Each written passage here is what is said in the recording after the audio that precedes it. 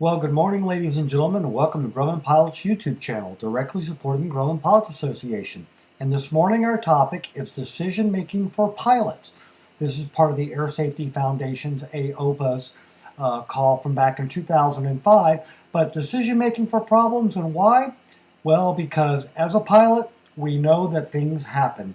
Now, we don't know why this accident happened, but more than likely the statistics are going to point to pilot error, which accounts for about 75%. So the statistics are not on our side. So design problems are fixed. What could happen here? Could night VFR be abolished? So we have to ask, why do pilots get into trouble? Is it because of too much utility, not enough ability in the pilot, or is it just too much fun flying an airplane? There are some hard truths in this. I mean, there is risk in flying. Most people really do not invest enough time in their own proficiency, and aircraft are not as capable as we'd like to believe they are.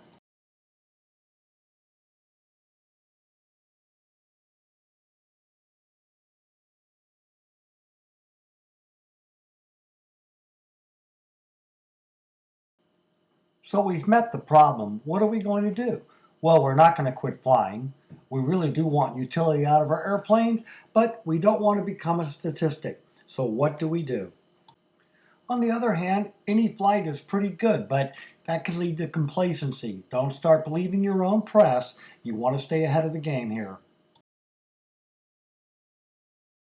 So here's our VFR scenario for you. We're going to be flying from Quincy, Illinois to Warrenton, Virginia. And again, we're going to be doing this on a VFR flight plan.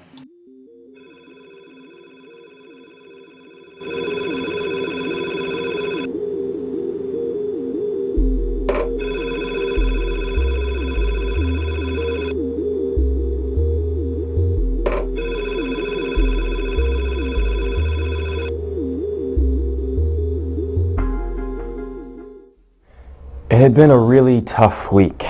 On Wednesday, I found out my favorite Uncle Max had died of a heart attack. We were really close. I ended up flying to my hometown in Illinois for the funeral. I'm still not quite sure why I decided to fly myself all the way out there from D.C. Maybe I just needed some time alone to think things through.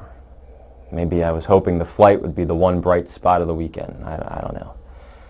I thought I'd be able to leave right after the funeral, but there were so many relatives there. I got caught answering questions about work, the wife, the kids, the pets, I mean, you name it. When I realized how late it had gotten, I made a quick trip to the airport and climbed in the 172.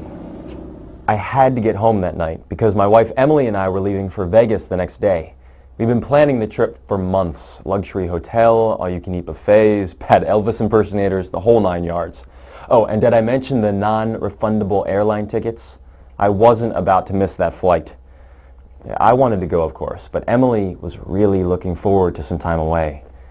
I just didn't want to screw things up by being late. I was tired and a little upset after the funeral, so it probably wasn't the best way to start off. The weather started out looking pretty good. The forecast said I'd probably run into a scattered layer between Indy and Dayton, but it was supposed to stay up around 2,000 feet. And I figured I could always drop down through if it started to fill in. There was a chance of some isolated thunderstorms popping up later in the afternoon, but I didn't really think that'd be a big deal. I thought I'd be home by the time they amounted to anything. The problem was that the weather was supposed to get worse later that night and then stay bad for a couple days. I'd probably be stuck if I didn't get home that day. So I took off. And things were looking pretty good. Clear skies, smooth as glass. When I was about 2 hours from my fuel stop, I remember thinking to myself, man, this is going to be one seriously boring trip. Anyway, I was maybe an hour and a half from my fuel stop at Greene County when I noticed that scattered layer flight service had told me about. Didn't really look like much, so I didn't think I'd have any trouble getting there. I'd just land, get some gas, check the weather, and launch again. A while later, I was kind of zoned out when I happened to glance outside. The cloud layer was filling in fast. I thought, wow, that doesn't look so good. So I decided I'd better check the weather. Wind 220 at 8. Ceiling broken 1,200. Visibility 4. Altimeter 29er87. That sounded kind of bad. I mean, I was shocked by how fast that cloud layer closed up, and I was kicking myself for not paying more attention to what was going on outside. I was still too far out to pick up the AWAS at Greene County, so I had no idea if things were any better there, but it didn't look promising. On one hand, I was thinking that I should drop below the clouds right there because I didn't want to get trapped on top. On the other hand, those holes really didn't look very big, and I hadn't done any instrument flying since my private jet ride. If I dropped down now, I'd have to worry about towers and airplanes, and, well, I just was nervous about scud running the rest of the way. And there was a chance the clouds would clear up. If it started to get worse, I could always come down. I didn't know what to do. So here's our VFR decision. Do we descend now while we have a hole in the clouds, or do we stay on top and proceed? The sectional didn't show any tall towers in the area, and the ground was pretty flat. So I decided I'd be better off to go ahead and drop below the clouds right there. I started the descent, and pretty soon I spotted a hole that looked big enough. Here goes nothing. Cloud clearances weren't my number one concern, but pretty soon I was thinking, man, this is not as big as it looked. Then I actually got in the clouds for a few seconds. That had me in a minor panic, but I managed to get myself under control and fly the airplane. And just like that, I was out of it. Honestly, at the time, it was kind of a rush. All through your training, everybody's constantly telling you to stay away from the clouds. So when you get in them the first time, you're pretty much expecting something horrible to happen right away. But I got in there, and at the time I thought it was kind of neat. A little scary, but neat. When I got down below, it was pretty cruddy. I couldn't see very far, and the clouds above me were really close. I knew it was legal, but I was pretty uncomfortable. I decided I'd better turn on the landing light and really keep my eyes peeled for other airplanes. But I didn't end up having any real trouble getting in. Even the landing went well. I wasn't thrilled about the way things had gone, but I was feeling okay. Since I didn't really want to scud run, I decided to stay up at altitude for a while, keep a close eye on things, and be prepared to come down if it got any worse. I pressed on, and things actually started to look a little better. The holes still weren't big, but I was starting to see more opportunities to come down through. After a while, I was able to pick up the AWAS at Greene County. They were still calling it a broken ceiling, but it was looking okay. I started looking for a hole when I was about 15 miles out, and after a while I found a good one. I spiraled down through and got in without any trouble. The visibility was marginal, but not that bad. I remember being proud of myself because everything had worked out. And also I was thinking that I wouldn't have any trouble getting home if the weather stayed like that. I was tired, but I figured I'd just take a quick break, get some gas, and hit the road. So we stop in Greene County and check our weather, and then we have a decision to make a little further down the line. At the FBO, the radar was showing those isolated thunderstorms they talked about earlier, but it didn't look like they were going to amount to much. They seemed to be dissipating as they moved north, and the heavier cells were staying off to the south. The METARs and TAFs looked about the same as before, broken layer between 1200 and 1400. Some of the stations were still calling it scattered, visibilities around 5 miles. Not great, but I figured I'd been able to handle it so far. Big meals and biggest lobsters I ever saw. Howdy. Hey, how you doing? Well, I'm in pretty good shape, considering. How about yourself? Oh, doing well, doing well. Will you be visiting with us for the evening? Nope, headed back to Warrenton, Virginia, just this side of D.C. Oh, I know where that is. Back in the late 50s, I used to do some charter work in a converted Lockheed Ventura.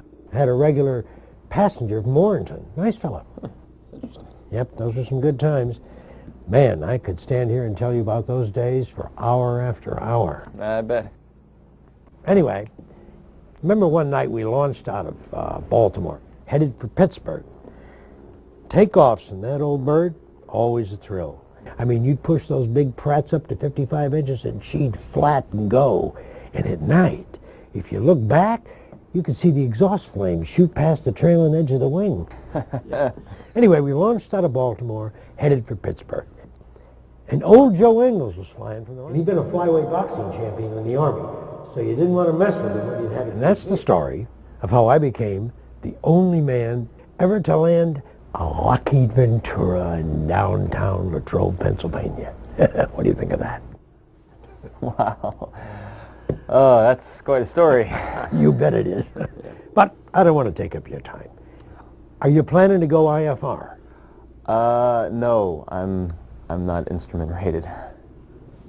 If you ask my advice, you better be careful. It doesn't look so good out there.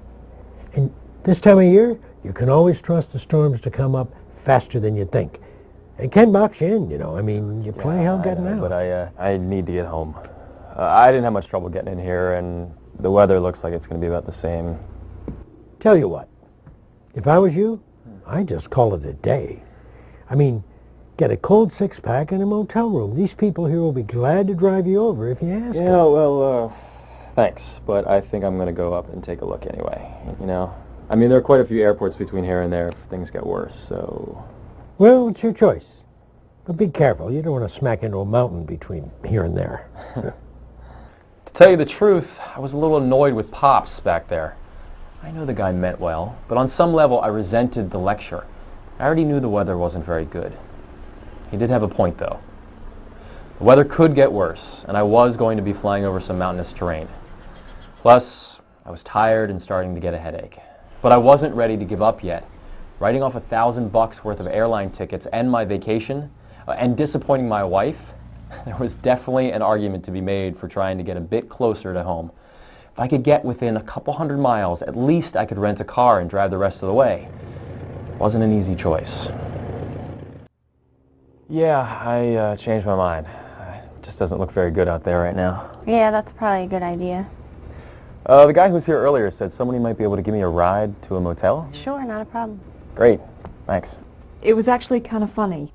When John called to tell me he was going to have to stay overnight, he acted like he thought I was going to start yelling at him. He sounded relieved when I told him the truth, that I'm glad he decided to stay put. Of course I was disappointed, but it's not like I can't deal with a change of plans. I hadn't even been thinking about the weather, but when he told me it might be tough to get across the mountains, I was like, thank goodness you're going to stay in a hotel. I see the plane crashes on the news. Seems like there are more of them lately. I know John is a good pilot, but it scares me to think of him taking chances in an airplane, especially over something like a couple of airline tickets. I don't like the looks of that. I've done my share of foolish things in airplanes over the years. I used to think I'd gotten away with it just because I was that good. But the older I get, the more I realize that a lot of it was just luck, pure and simple. And more than once, if things had tipped the other way, I wouldn't be standing here right now. But I know what he's thinking. And if he's hell-bent on getting home, there's nothing I can do about it. Odds are he'll be okay. I just hope he's as lucky as I've been. I decided that I needed to at least try to get home. The thought of just sitting in a hotel room, twiddling my thumbs when I probably could have made it back really bugged me. So I took off and stayed below the clouds for a while. It wasn't much fun. It was hot and it had gotten bumpy up there.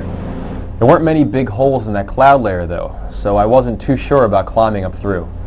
I argued with myself for a while, but then I just decided to hell with it. Then I started to climb. I was able to fly the gauges the last time I got into the clouds, and I wasn't excited about a long, hot, miserable flight at low altitude. Besides, I didn't want to be scud running when I got into the mountains. I climbed up through the cloud layer without any problems, although for a few seconds I did get into the clouds again. I can actually remember thinking that this whole instrument flying thing really wasn't that tough. Once I got up to 7,500, I was living large. I mean, it was nice and smooth and about 65 degrees. I was so glad I didn't decide to slog it out at low altitude or chicken out on the ground back at Greene County. I was cruising along, making good time. About the time I got to Clarksburg, West Virginia, though, things started to go downhill. The holes in that broken layer were starting to close fast, and the tops of the clouds were coming up in a hurry. The big buildups off to the south were getting closer, although it was still hard to tell how far away they really were. I decided I'd better make a 180 and see if I could find another airport. I started my turn, but I realized right away the conditions were about the same behind me. That was when I really started to get worried. Suddenly I didn't have the option of going back, yet if I kept going I'd be over the mountains in a few minutes. What was really scary was that the buildups were going to keep pushing me up, and the airplane didn't act like it wanted to go much higher. And then there were the thunderstorms to worry about. There was still a chance it might get better, but things definitely weren't looking good. I decided I'd better think about calling it quits right there. Clarksburg was only 10 miles away, and I wasn't in the mountains yet.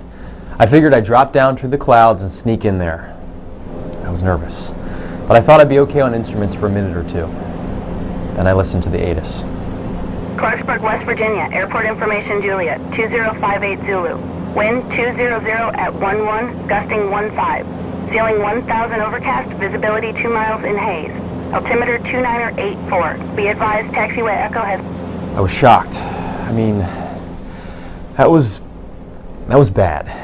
I'd never seen 2 miles visibility from the air before, but I knew it wasn't good. And I knew that Clarksburg was a towered field, so I'd have to call them, ask for special VFR clearance, but I didn't really remember the rules. I was also kind of nervous about doing an instrument descent through the clouds. On the other hand, though, I was afraid it was just going to get worse if I tried to keep going. Something about a rock in a hard place comes to mind. Now here's our VFR decision. Do we divert to Clarksville, West Virginia, or do we continue on to Warrington, Virginia? As bad as it looked, I decided that I'd better just take my medicine now and try and get into Clarksburg. I was worried, though. I kept thinking, how did I manage to get myself into this? To keep my instrument time as short as possible, I wanted to get as low as I could before I got into the clouds. I started turning, trying to find places where the tops were lower. Before I knew it, though, I was in them. It was rough right away, a lot rougher than before. That's when it started to get bad. I was getting bounced around a lot, and right away I started to feel really disoriented. I was in serious trouble, and I could feel the fear roll over me like a wave. I knew that I needed to trust the instruments, but it was so hard. My body was just screaming at me. I was turning or climbing or descending when the instruments were telling me something else entirely. Anyway, I was really struggling. I almost stalled the airplane at one point, but luckily I was able to force myself to push forward on the yoke, even though it felt like I was already descending. I remember thinking that I wasn't ready to die, and worrying about what would happen to Emily and the kids if I didn't make it back. It's probably just a few seconds, but it seemed like forever before I managed to get control of myself and get the airplane into a stable descent. Finally, I broke out of the clouds, although at first it was kind of hard to tell because the visibility was so bad. I was low too, and ordinarily I would have been scared, but I was so glad to be out of the clouds and able to see something that I didn't care. I pulled myself together and called the tower. Clarksburg Tower, Cessna 20336 is 8 south of you at 2000, and I need to land there. Can I get special VFR? Cessna 20336, Clarksburg Tower. You're cleared special VFR direct to the airport. Report entering left downwind for runway 21, wind 230 at 13. Altimeter 2983. Direct to the airport, and report entering left downwind for 21 Cessna 20336. Thanks. I was glad I had the GPS, because I probably would have gotten lost otherwise. I couldn't see much at all. I managed to find my way to the airport and get into the traffic pattern. Probably made the worst landing in the history of Clarksburg, West Virginia, but I didn't care. I was just so glad to be alive and on the ground. I didn't really want to do it, but as long as there was a chance that it might get better as I went east, I needed to keep going. I just wasn't prepared to get into those clouds again unless I absolutely had to, so I kept going. I climbed to 9,500. Things just got worse and worse. The airplane didn't want to climb anymore, and the tops were already above me, so I was having to maneuver around them. I realized that I had major problems, and it was even worse because I was over the mountains. I needed help before it was too late, so I decided to call Flight Watch. I thought they might be able to steer me in the direction of better weather. Flight Watch, Cessna 20336, northeast of the Elkins VOR, 9,500. Cessna 20336, Washington Flight Watch. Go ahead. 20336. I'm headed for Warrington, VFR. Could you tell me what the weather's showing between here and there? 20336, you're in the middle of an area of pretty significant convective activity. I'm showing widespread level 3 and 4 thunderstorms from your area all the way east to your destination. And it looks like they're starting to fire up north of your route as well. Airports in that area are showing IFR ceilings and visibility. VFR is not recommended. Are you instrument rated? Negative. Okay, nearest airport showing VFR conditions is Johnstown, Pennsylvania. But as I said, I'm starting to see some pretty significant activity north of you now. Do you think you'll be able to maintain VFR? Not much longer. I understand. Well, I'm afraid I don't have any good alternatives for you. I suggest you contact Washington Center on 126.82 for further assistance. Okay, 126.82. Thanks for your help. All right, I'll let them know you'll be calling. That wasn't the news I wanted to hear. I felt a bit hopeless because I doubted anyone could help me. But I decided to call Center anyway. Washington, Cessna 20336. Cessna 20336, Washington Center, squawk 1152 and ident. 1152, Cessna 20336. Cessna 336, radar contact 20 miles east of Elkins Airport. Verify your destination of Warrington. Yes, that's right, Warrington. And Cessna 336, I'm showing level 3 cells in your immediate vicinity. A left turn to heading 060 should keep you clear for the time being. Okay, turning left 060. And Cessna 336, when able, say your type of aircraft, fuel remaining, and souls aboard. I'm a 172, about 2.5 hours of fuel, and I'm the only one aboard. And are you instrument rated, sir? No, and I don't think I'm going to be able to stay out of these clouds much longer. Roger. Radar returns indicate your best bet is probably to continue on roughly your present heading toward Winchester, Virginia, Oscar Kilo Victor. Okay, let's try that. Okay, Cessna 336, fly heading 065. If able, maintain VFR at or above 7,500. Deviate as necessary for weather. Turning to 065. I flew along for a while trying to stay out of the clouds. I got into them a couple times. Even though it was just for a few seconds, I got kicked around pretty good. In a way, I was feeling better just because I had someone to talk to. But at the same time, I knew I was going to have to come down through the weather sooner or later. Cessna 336, present position is 2 miles southwest of the Winchester Airport. Looks like there are some level 3 cells between you and the field. Current conditions at Winchester. Ceiling 1,300, overcast, visibility 3 and light rain, winds 200 at 10. Say intentions. I wasn't quite sure what to say to that. After I thought about it, I just decided to bite the bullet. I'll go ahead and start my descent. Okay, Cessna 336, descend at your discretion. I'll do what I can to vect you around the cells. Okay, thanks.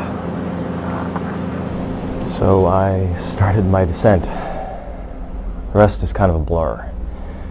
I don't remember much, but I know I was as scared as I'd ever been in my entire life. The airplane was pretty much out of control as soon as I hit the clouds.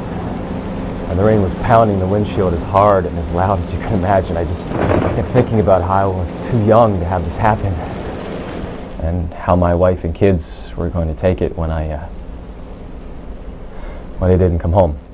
I was trying to fly the airplane, but I was just so confused and scared, and nothing I did seemed to make any difference. I remember coming out of the bottom of the clouds and seeing nothing but the ground below me, but by then it was too late. Cessna 336, say altitude.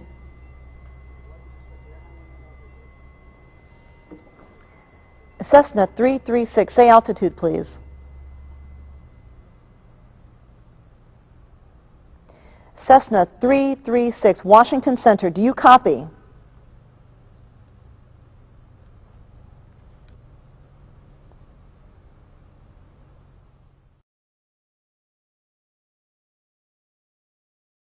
You don't have to have thousands of hours to consistently make good decisions about your flying. New private pilots already know the things that are most likely to get them in trouble, such as ceiling, visibility, strong winds, etc. A good portion of private training is devoted to teaching about these things. The key is to recognizing these hazards and taking timely action to avoid them. Aeronautical decision making, pilot decision making, enhanced pilot decision making, which is the FAA term for it. Call it whatever you want, it doesn't matter. The point of decision making is pretty simple. It comes down to making the right thing, to doing the right thing at the right time, even if no one's looking over your shoulder. We all know we're on our best behavior when we have a designated examiner or a CFI in the right seat, but the real test case comes when we're on our own. People tend to think of aeronautical decision making as a way of learning to make difficult decisions, but it's mostly about avoiding the situations that require you to make really tough choices. Is legal good enough for you? In reality, could you pass your private check ride today? And then again, Ernest K. Gantt has a great quote. By the way, he also wrote, "Fate is the hunter among others." Know your own self. Don't let your friends tell you, oh, you can handle this. They don't really know. They're not pilots, and they're not the one who's going to pay the price if they're wrong. So it doesn't matter if you're a 200-hour private pilot or a 2,000-hour private pilot, or you're an ATP who's getting ready to fly a Piper Club. Are you current, and can you safely fly the aircraft? What's your time and type? I mean, low-time pilots don't know how to handle their airplane. Generally, how capable is your aircraft? Most general aviation cannot handle ice. We're not equipped to do it, so avoid it. Know when you've crossed into test pilot territory with regard to your airplane capabilities and avoid the issues. And keep in mind that there might be a quirk with your aircraft. Like sundowners and Grummans, if you land them on the nose wheel, they tend to porpoise quite badly. And know your environment. Do you have all the information available, which has gotten really easy in the internet age? I mean, it's so easy to get information these days. So avail yourself of all possible information for the flight. Knowledge is power. It sounds like such a cliche, but it is so true. Considering that military aircraft are so much better equipped than GA, it just doesn't make any sense at all. There's no need in dying trying to reach your destination. Don't let get there-itis control your flight. Avoid the mission mindset. You don't have to get there. If you really do have to be there by a certain time, buy an airline ticket. It's easy after the fact for an armchair pilot to say, he shouldn't have gone. But face it, if you're using an aircraft for transportation, you're trying to get somewhere for a reason. You're trying to get utility out of that expensive airplane, and sometimes the justification, I'm just going up to take a look, is the wrong thing to do. So now you've decided to go. So be sure you do the 3 things that are important. Anticipate what could go wrong, recognize when something has gone wrong, and act immediately to evaluate your options. Anticipate trouble and be ready for it, and you'll be a much better pilot. We all know the weather changes and that weather forecasts are often wrong, but then you've decided to go or not go. Funny how a 20% chance of rain can creep up to a 90% chance when you're ready to fly. Well, you know, code white, normal cruise. Code yellow, approach, descent, or climb. Code red, an example would be takeoff, landing, or traffic pattern. All critical areas of flight. You know, things you need to look for. Are your cloud covers changing? Is your ground speed as expecting? Is your ceiling visibility deteriorating? Have you listened to any amended forecast? Abnormal engine sounds or vibrations? Electrical system issues? Unusual sounds? These are all things you should be aware for when you're operating an aircraft in flight. Remember that accidents happen in a chain, and all we have to do is recognize we have a problem and break a single link in that chain, and there won't be an accident. Once you see something that is wrong, take immediate action to amend it. And don't be like an ostrich and just hide your head in the sand and think it'll go away. You have a lot of resources available to you, And in the case of an emergency or of an action, use them all. They're there for that reason. And you know the rules. Your immediate priorities are to aviate or fly, navigate, and communicate. The thing about experience is the less you have, the less you know about what could happen. So there's no shame in making conservative choices. In many situations, this might be your best option. Again, remember, walk away from any landing is a good one. So you can continue as planned, deviate as necessary, or just land the aircraft and fight another day. The takeaway is the more serious the problem, or the more limited understanding of its seriousness that you have, the more conservative your choice of action should be. We all have that mental barrier when it comes to declaring an emergency. Don't forget that ATC is there to help. Call for help and get it, request it, and use it. These are the things that save your life. So here's an IFR scenario. We're going to be flying from Sioux City, Iowa to Little Rock, Arkansas, and it's going to be on an IFR flight plan.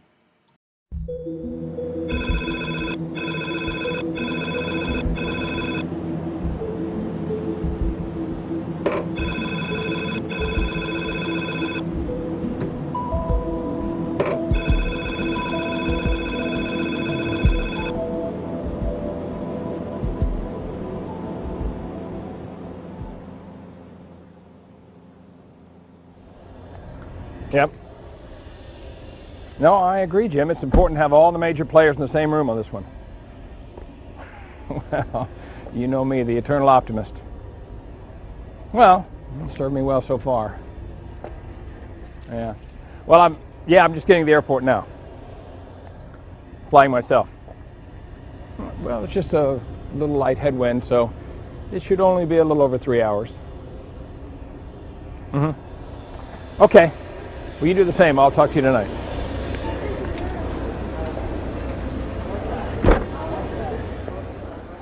Any change in that weather that's supposed to be moving north off the Gulf? No real changes in that area since your previous briefing. That system is still bringing low ceilings and poor visibility with rain over the entire Gulf Coast region. But conditions at Little Rock should still be marginal VFR or relatively good IFR at your ETA. Sounds good. I'll go ahead and file. Okay, go ahead, sir. IFR, BE 36 slant Golf, 165 knots, Sioux City, off at 20 Zulu, 9,000 feet, direct to Little Rock, 3 hours 15 minutes en route, 4 hours 30 minutes fuel. Alternate is Hot Springs, Arkansas. Hi. Yeah, I need to get some fuel over here in hangar 812. 100 low lead, top off the mains, nothing in the tip tanks. Okay, thanks.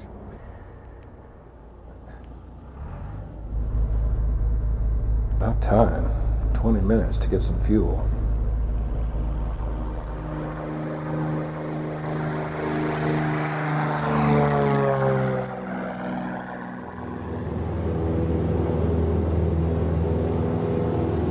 Half an hour late. That's just fantastic. Oh well, it'll be okay. And center, Bonanza 36 Whiskey, level 9,000. 140 knots over the ground. Well, they were only off by 20 knots. Let's see, that's 3.5 hours to Little Rock, plus 20 minutes to Hot Springs, plus 45 minutes reserve. Well, it's just about legal. I'll keep an eye on it.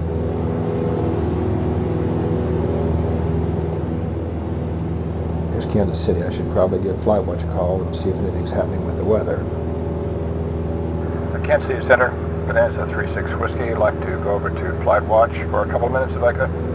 36 Whiskey, Roger. Report back this frequency within 5 minutes. I'm now 3 past the hour. Okay, I'll report back within 5, 36 Whiskey. Kansas City FlightWatch, Bonanza 7236 Whiskey, 20 southeast of Kansas City VOR.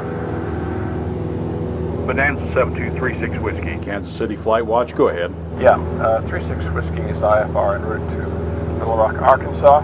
Wanted to get an update on the weather there. ETA is about 0 Zulu. 36 Whiskey, latest terminal forecast out of Little Rock indicates ceiling 900, visibility 5 and mist at your time of arrival. Hour after that, they show it down to 502 in light rain. Looks like winds will be out of south-southwest at about 10 knots. Any updates on winds aloft to leeward? Negative on the winds aloft. Latest forecast was about 8 hours ago. Okay, thanks. And pilot report for you. We're at 9,000. Winds up here out of east south-southwest at about 25 knots. Okay, appreciate the report. Well, wind just keeps getting stronger. I'm down to 130 knots. And there's the weather.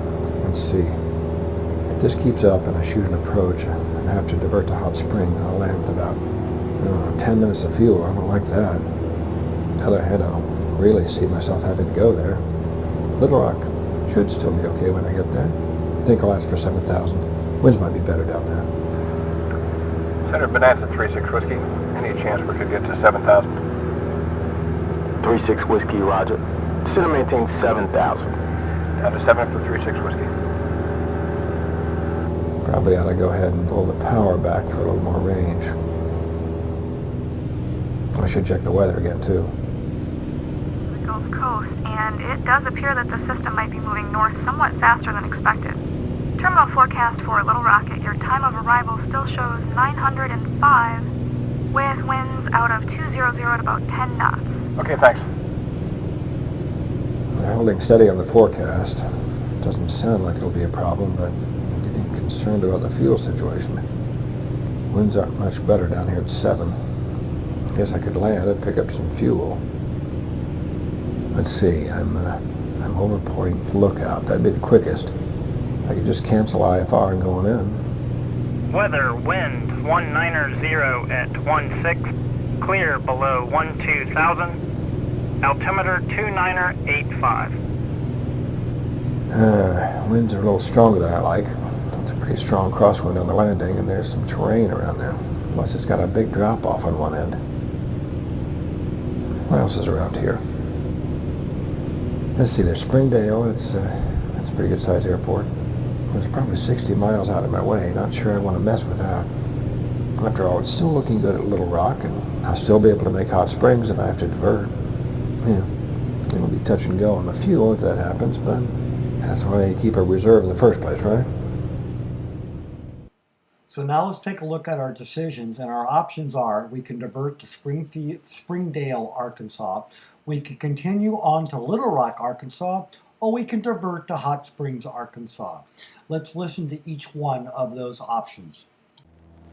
Approach Bonanza 36 Whiskey. I've had a change of plans. Would like to divert back to Springdale. 36 Whiskey, stand by.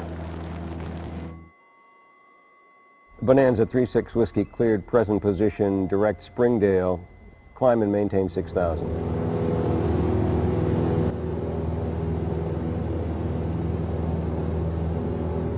Okay, no time to mess with IFR. I better cancel and get there quick as I can. Center Bonanza 36 Whiskey. Like to cancel IFR at this time. A visual now. Bonanza 36 Whiskey, roger. Cancellation approved. Squawk VFR, frequency change approved. Good day.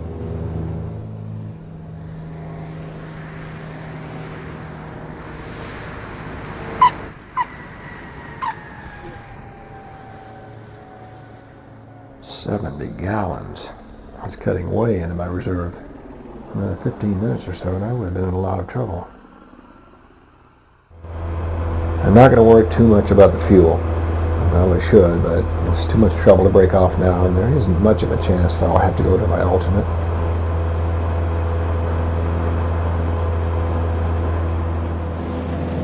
Man, it's really lonely up here in this stuff. Pretty much committed now. Not too many airport options around here. Let's see if I can pick up the latest at Little Rock. Little Rock information, Juliet 2305 Zulu. Weather, ceiling 300 overcast, visibility 3/4 of a mile in rain, temperature 30 Celsius, dew point 27, wind 200 at 15. 300 overcast. They said it'd be 900. 300's getting pretty low. Better start thinking about the alternate. Let's see. We have at Hot Springs, iOS to runway 5, yeah. That'll be a heck of a tailwind. Circling to 230 only gets me down to 520, and that looks like the best I can get into that runway. Okay, what else do I have in the area? Maybe Pine Bluff off to the south. It's about the same distance as Hot Springs, and they have an ILS into the wind. Oh, but wait a minute. Well, so much for that idea. Pine Bluff ILS is down.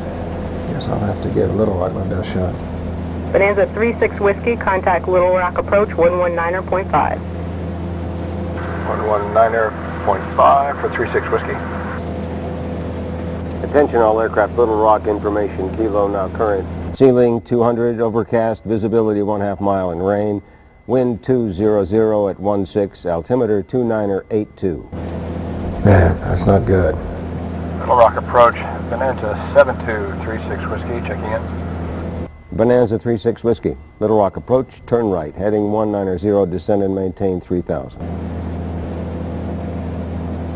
Right 190, down to 3000, 36 Whiskey. And approach Baron 5, Charlie Mike back with you on the mist off 22 right. Baron 5 Charlie Mike, roger, say intention. 5 Charlie Mike, we're going to go ahead and divert to Memphis. 5 Charlie Mike, roger, turn right, heading 060, climb and maintain 5000. Boy, I don't like the sound of that. If he went missed, I'm probably going to have trouble too. Then I got to worry about fuel. Okay, what are my options? I can go ahead and shoot the approach, or I can divert to Hot Springs.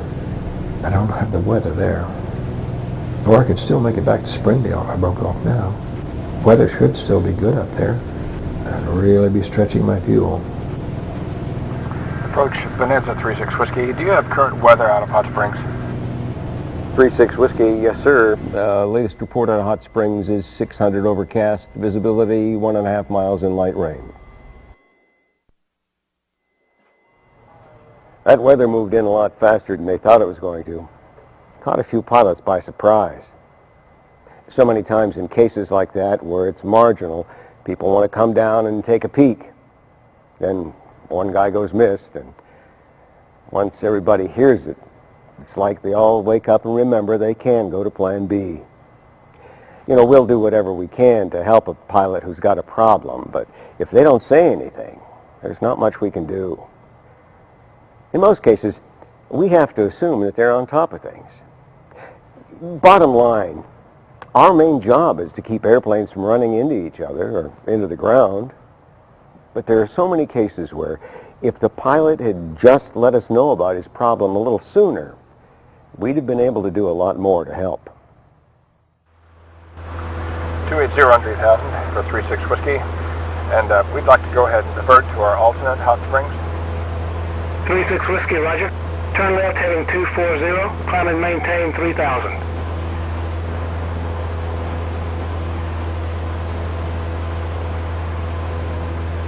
Wind 220 at 15, ceiling 400 overcast, visibility 3/4, rain, altimeter.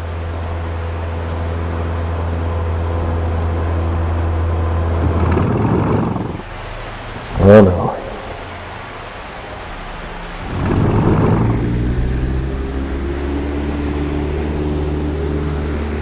36 Whiskey, we have a minimum fuel situation here. 36 Whiskey, understand minimum fuel. Keep us advised. Turn left heading 090. Vector to intercept the localizer. Maintain 2,500 till established. Cleared ILS runway 5 approach. Come on, descend. Too much ground speed with the tailwind.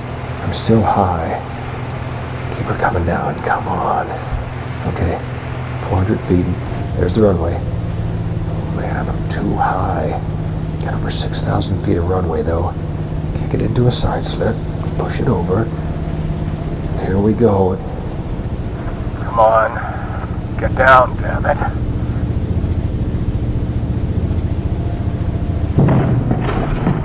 Not much room left. Slow down. Not gonna make it. Not gonna make it. Hold on.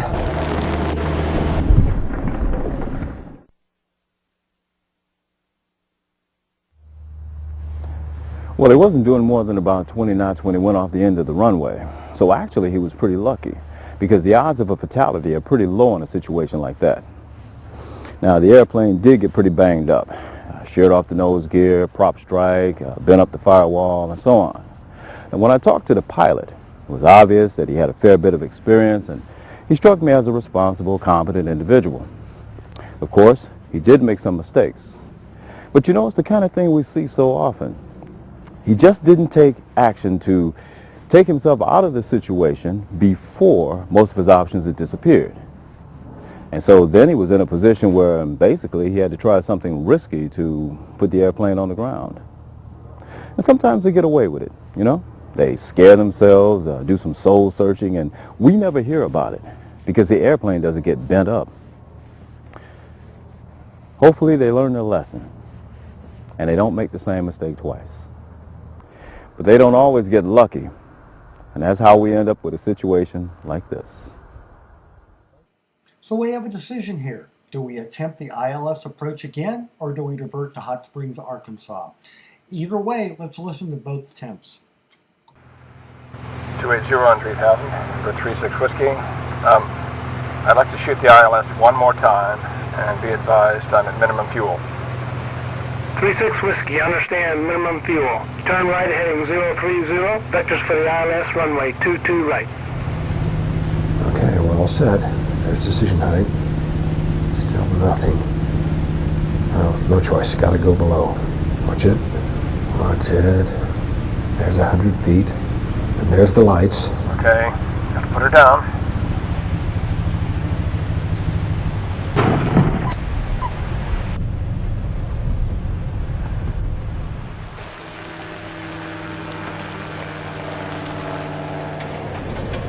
You could just as easily have died right there, you know. If things had gone just a little differently, you could be a broken heap lying in a mud puddle off the end of that runway. How could you let things get out of hand like that? 280 on 3000 for 36 Whiskey. And we'd like to go ahead and divert to our alternate Hot Springs. 36 Whiskey, roger. Turn left heading 240, climb and maintain 3000.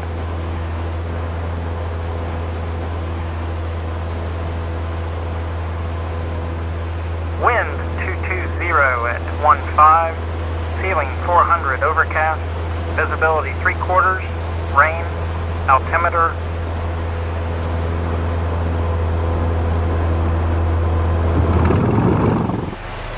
Oh no.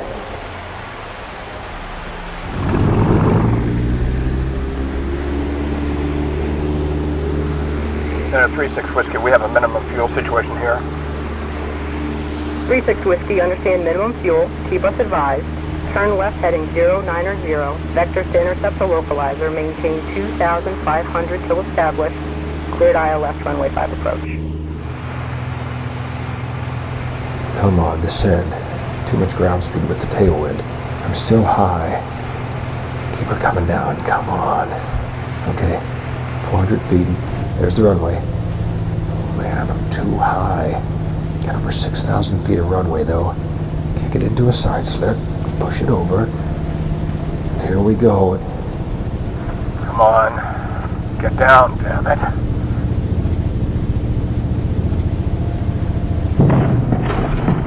Not much room left. Slow down. Not gonna make it. Not gonna make it.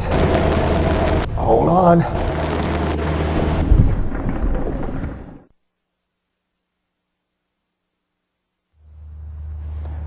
Well, he wasn't doing more than about 20 knots when he went off the end of the runway. So actually he was pretty lucky, because the odds of a fatality are pretty low in a situation like that.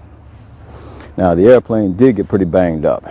Sheared off the nose gear, prop strike, bent up the firewall, and so on.